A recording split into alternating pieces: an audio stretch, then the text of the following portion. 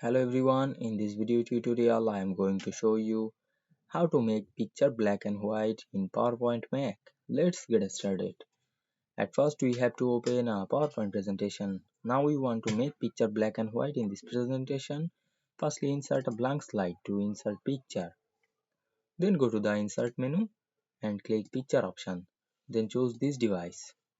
Now I select a picture from our file and insert it. Now you can see here we insert a picture. Now we want to make this picture black and white. Click the picture and go to the format menu. Then go to the colors drop down menu and choose black and white color. Now we can see here we make this picture black and white very easily.